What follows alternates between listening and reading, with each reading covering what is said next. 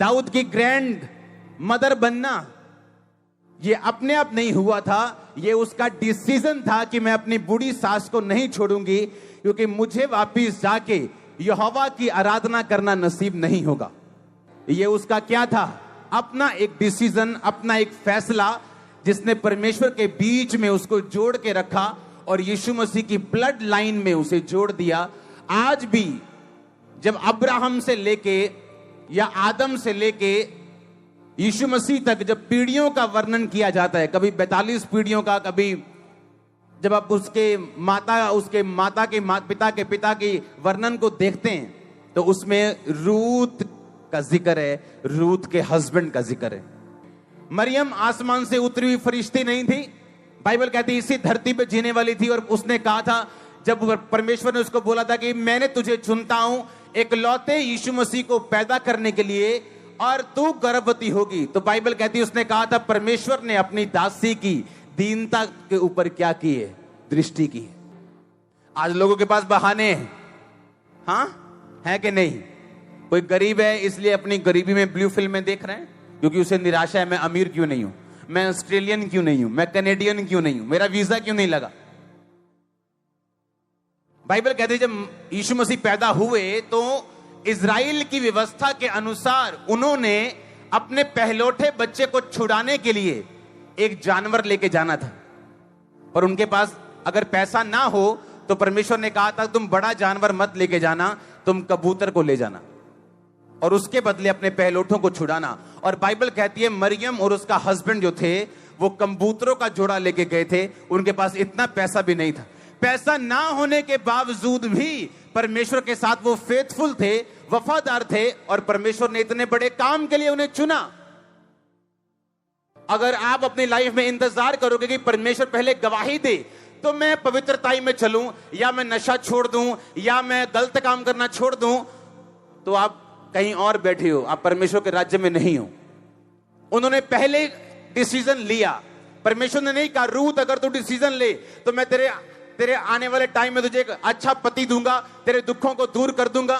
परमेश्वर ने कुछ नहीं कहा, बाय फेथ वो चली। इसलिए पौलुस ने कहा बिना विश्वास के उसे प्रसन्न करना अनहोना है। आपकी लाइफ में ऐसा काम हो सकता है, आपको जब सामने कुछ भी नजर ना आए तो भी आप डिसीजन लेते हो कि नहीं मैं परमेश्वर के साथ खड़ी हूं, मैं प्रभु के साथ खड़ा हूं, आगे क्या है मुझे मालूम नहीं, लेकिन वो चंगा करे ना करे वो मेरा परमेश्वर है और होगा, छुड़ाए ना छुड़ाए वो मेरा परमेश्वर है और होगा, आशीषित करे ना करे, आमीन। तो परमेश्वर ने क्या कहा?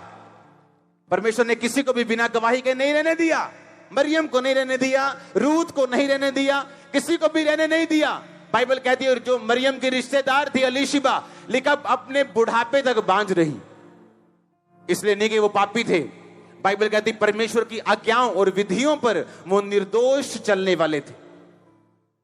जब उसकी बारी आई चिट्ठी डलती थी, लॉटरी डलती थी, लॉटरी 10 बंदों में, आज कौन परमेश्वर के भवन में अंदर जाके रीति रिवाज पूरा करेगा? लॉटरी लगती थी। उस दिन लॉटरी जो लगी वो अलीशिबा के हस्बैंड की थी।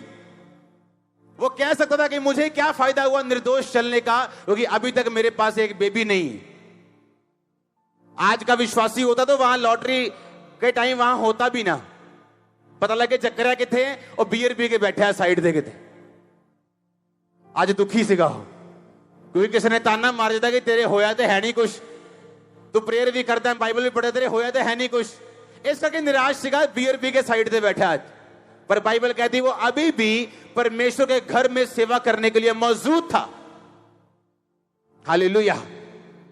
कुछ भी अपने आप आपको वर्कआउट करना पड़ता है, आपको काम करना पड़ता है अपनी डेस्टिनी के लिए।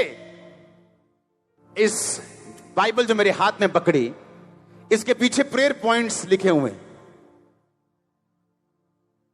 जिन प्रेयर पॉइंट्स में प्रार्थना करता हूं, और अगर आप उन्हें पढ़ लें, आप 7 बार दंडवत करोगे प्रभु को, एक एक लाइन पूरी हो रही जो मैंने लिखी यहां पे, एक एक लाइन।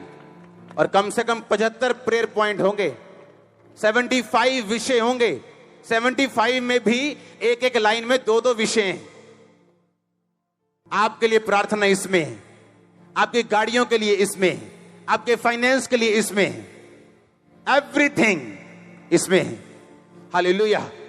क्योंकि मैं जानता हूं अपने आप कुछ नहीं होगा, मुझे वर्कआउट करना पड़ेगा, मुझे काम करना पड़ेगा अगर मैं चाहता हूं मैं रिजल्ट लेके आऊं प्रभु के साथ। कैसा रिश्ता आपका होना चाहिए, बाइबल क्या कहती। आपको एक बात बताऊं, बाइबल के सारे वचन हर बंदे के लिए नहीं। एक कलीसिया ने जब पौलुस के मिशनरी काम में उसकी सहायता की, पौलुस कहता अब मेरा परमेश्वर तुम्हारी हर घटी को मसीह यीशु में क्या करेगा। किसको बोला? किसको बोला? उस कलीसिया को बोला कि दारू पीने वाली कलीसिया को बोला, कि नशा करने वाली कलीसिया को, कि सेवकों की निंदा चुगली करने वाली कलीसिया को? किसको बोला उसने? जब एक कलीसिया ने उसकी मदद की मिशनरी कामों के लिए, तो पौलुस कहता अब मेरा परमेश्वर तुम्हारी हर घटी को मसीह में महिमा सहित पूरा करेगा।